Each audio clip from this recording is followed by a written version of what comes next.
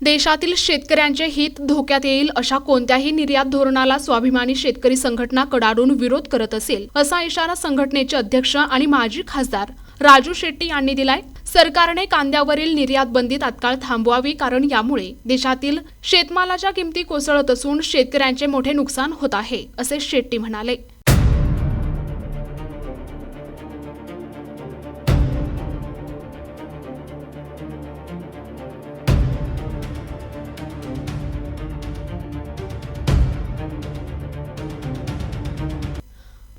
माजी खासदार राजू शेट्टी यांच्या उपस्थितीत शहादा या ठिकाणी आयोजित करण्यात आलेल्या शेतकरी मेळाव्यात ते बोलत होते। पुढे बोलताना त्यांनी सांगितले की बांगलादेश आपला सर्वात जवळचा कांदा आयात करणारा मित्रदेश होता, पण या निर्यात बंदीमुळे बांगलादेशने भारताकडून कांदा आयात करणे बंद केले।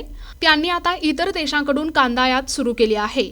शेतकरी संकटात आहे, उत्पादन खर्च वाढला आहे आणि बाजारात शेतमालाच्या किमती कोसळल्या आहेत। अशा परिस्थितीत शेतकऱ्यांचे कंबरडे मोडण्याचे काम सरकार करत आहे। ही शेतकऱ्यांची सरळ माकड चेष्टा आहे, असा गंभीर आरोप राजू शेट्टी यांनी केंद्र सरकारवर केला।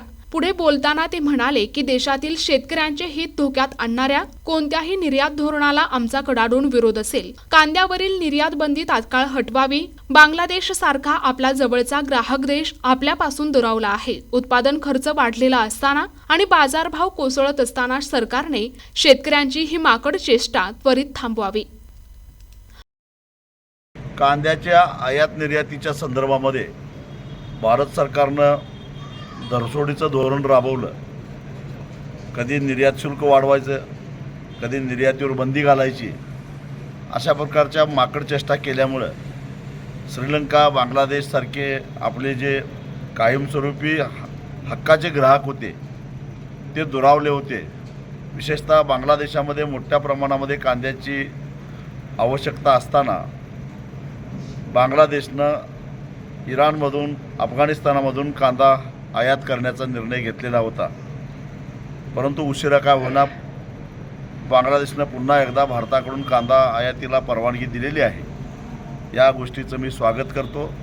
आता पुन्हा एकदा कांद्याच्या किमती वाढायला लागलेत या नावाखाली भारत सरकारनं निर्यात शुल्क वाढवणं, निर्यातीला बंदी घालणं असल्या माकडचेष्टा करू नयेत, एवढीच सरकारला माझी हात जोडून विनंती आहे।